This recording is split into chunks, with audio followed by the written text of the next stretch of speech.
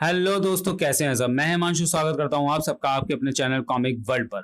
तो चलिए दोस्तों, शुरू करते हैं राज कॉमिक्स में बाकेलाल सीरीज की अगली कॉमिक्स, बाकेलाल और चमत्कारी वृक्ष।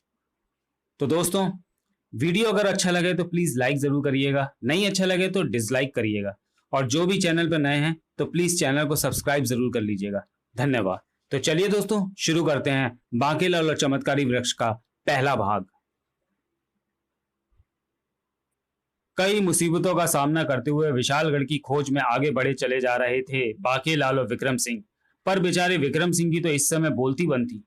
इस बार उनकी जिह्वा में विकार जो आ गया था। भगोड़ी ऋषि के शाप से कब मुक्ति मिलेगी मुझे। अचानक ठिठक कर रुक गया बाकेलाल। अरे महाराज, वह देखिए, दृश्य तो सचमुच ठटका देने वाला था। वृक्ष पर उगे थे दस्ताने। बाकेलाल को यह जाने बाकेलाल को यह जाने क्या सूझी कि वाह, दस्तानों की एक जोड़ी तो मेरे हाथों में भी होनी चाहिए। बाकेलाल को बिना सोचे विचारे इन दस्तानों को नहीं छूना चाहिए। पर विक्रम सिंह अब बोल तो सकता नहीं था जब तक वह बाकेलाल को रोक पाता। वाह, ऐसा महसूस हो रहा है जैसे मेरे ही हाथों के लिए बने हैं। अब बाकेलाल क्या जानता था कि किस मुसीबत से पंगा ले लिया उसने। वह रात्रि उन्होंने उसी वन में बिताई, और प्रातः जैसे ही बाकेलाल की नींद टूटी, नहीं, मेरे हाथ कहां गायब हो गए। उफ, ओह, बिना सोचे विचारे कार्य करने का यही परिणाम होता है। अब विशालगढ़ की खोज से पूर्व हमें करनी होगी बाकेलाल के हाथों की खोज।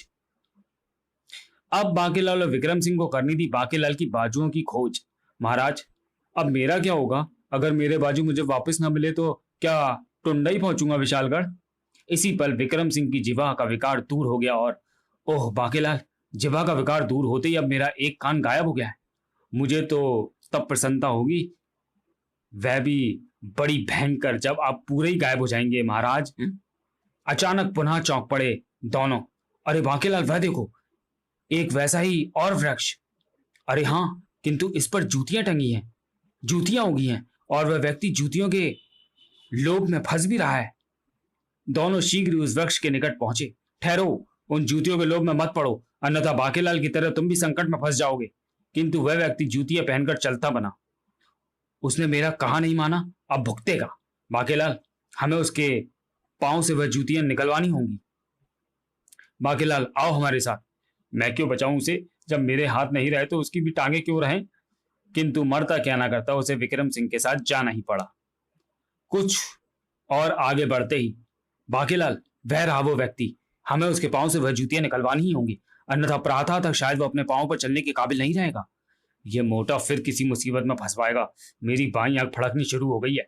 और अरे, निकाल निकाल जूतियां, बचाओ मेरी जूतियां, सरेआम लूट रहे थे ये लुटेरे।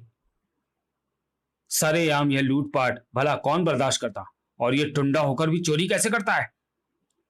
मारो मारो इस मुच्छर जूती चोर को। नहीं। और तभी विक्रम सिंह के कान का विकार दूर हो गया और वह हाथ गायब हो गया। अरे, इसका हाथ अचानक कहां गायब हो गया? गायब हाथ का विकार पुनः शीघ्र ही दूर हो गया, और बाप रे, इस बार गायब हो गई विक्रम सिंह की तोंद। ओह, मेरा पेट। वह दृश्य देख बाजार में भगदड़ मच गई। ये क्या हो रहा है?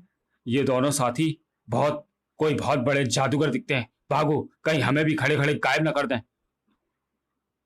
बाकेलाल, इस धमा चौकड़ी में वह जूती वाला व्यक्ति ना जाने कहां चला गया है। शायद उसकी किस्मत वो अपने पांव पर खड़ा होना नहीं लिखा है। उसे उसके हाल पर छोड़कर अब आप मेरी चिंता करें महाराज। मेरे प्यारे बाकेलाल, अगर मेरा बस चलता तो मैं अपने बाजू काटकर तुम्हारे जिस्म पर लटका देता। ठीक तभी विक्रम की तोंद का विकार दूर हो गया, और तोंद के झटके से बेचारा बाकेलाल उछलकर दूर जा गिरा। हाय, मार डाला। इधर विक्रम सिंह की आधी नाक गायब हो गई। मेरे प्यारे बाकेलाल, तुझे चोट तो नहीं लगी ना? तोंदू, मुच्छड़ कहीं के। उफ, तोंद भी भयानक शस्त्र का काम कर सकती है, ये मुझे आज पता चला। सेनापति मूछ कुतर, सब गाजर खाते हुए मेरे पीछे पीछे चलेंगे।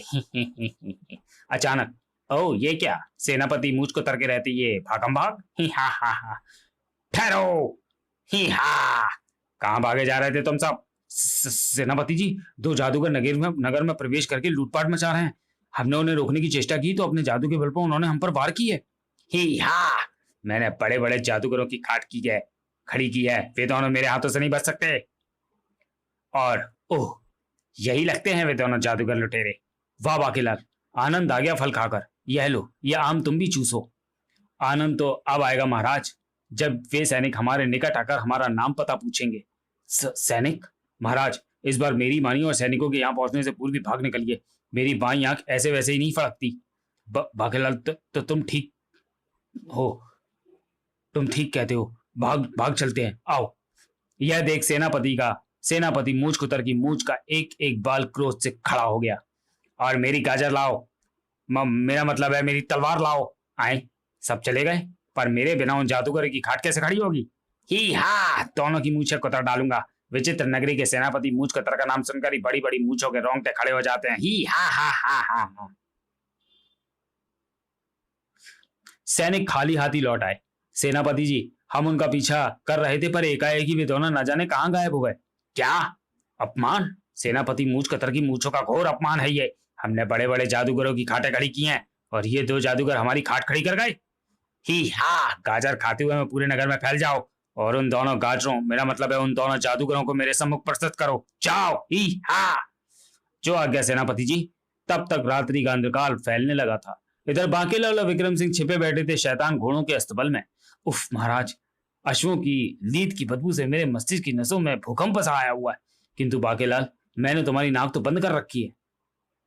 महाराज, लगता है अब आपकी आंखों में भी विकार आ गया है। नाक आपने मेरी नहीं, बेचारे उस घोड़े की दबोच रखी है। मुझ जैसे शरीफ घोड़े की नाक पकड़ने की इस मोटे की हिम्मत कैसे हुई? अभी करता हूं इसके हाथ पर काटी काटी। यह शुक्र हुआ कि ठीक उसी समय विक्रम के उस हाथ में विकार आ गया और वो हाथ हो गया गायब। शैतान घोड़ों की कमीना थी अस्तबल में। अपनी रोएदार पूंछ से मैं ऐसे पंगे लेने से बाज नहीं आता, फिर शिकार मनुष्य हो तो क्या कहने। ये लिया मैंने पंगा। आठी! बाकीलाल, इस अंधकार का लाभ उठाकर हमें इस अस्तबल से बाहर निकलना चाहिए। अगर मैं कुछ देर और इन घोड़ों के साथ रह गया तो अवश्य मेरी शक्ल घास चरने चली जाएगी। एक से बढ़कर एक थे सभी घोड़े शैतान कहीं के। बाकीलाल, सांप मेरी गर्दन से लिपट गया है, बचाओ! मेरी गर्दन से लिपटा होता तो तब अब तक काट भी लिया होता कमघट ने। इस वक्त विक्रम सिंह का हाथ वापस आ चुका था और फिर से आधी नाक हो गई थी गायब। जैसे तैसे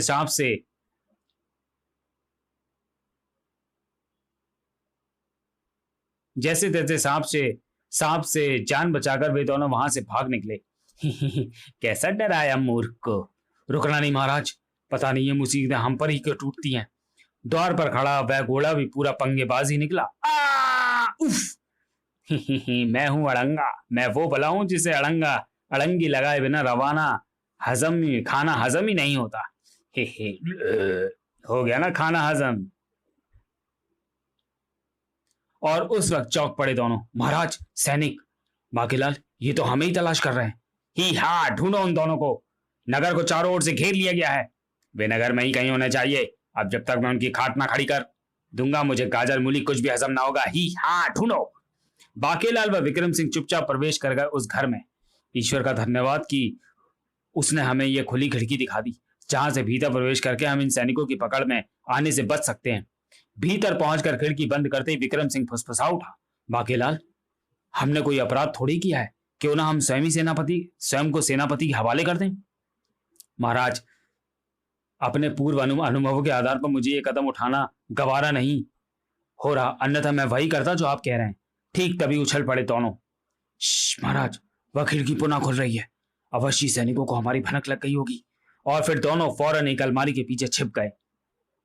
एक बड़ी गठरी उठाए आदमी उड़ता हुआ अंदर प्रविष्ट हुआ।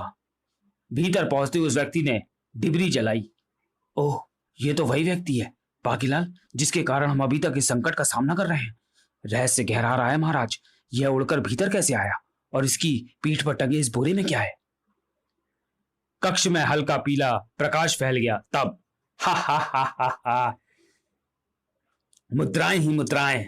आज से मेरी निर्धनता दूर हो गई, मैं भी धनवान हो गया। हा हा हा हा हा।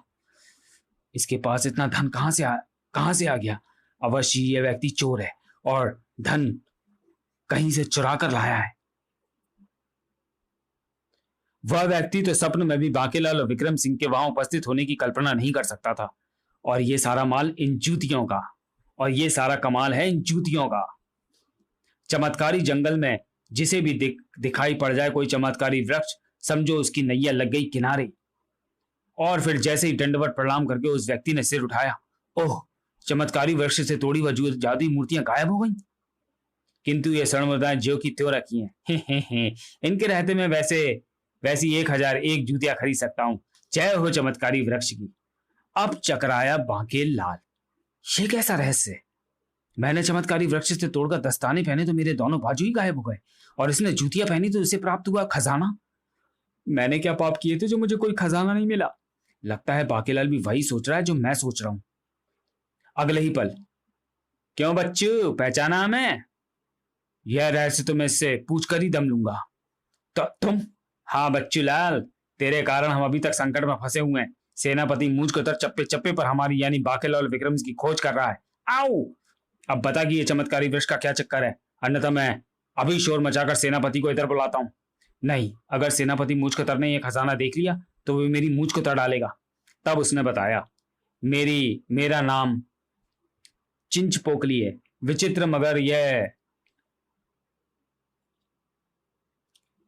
विचित्र नगर का वह जंगल चमत्कारी जंगल के नाम से प्रसिद्ध है, जहां कभी भी एकाएक ही कोई चमत्कारी वृक्ष दिखाई पड़ जाता है। मैं अक्सर ही उन चमत्कारी वृक्ष की खोज में उस भयानक वन में घूमता रहता था, और सौभाग्य से वह वृक्ष मुझे दिखाई पड़ गया।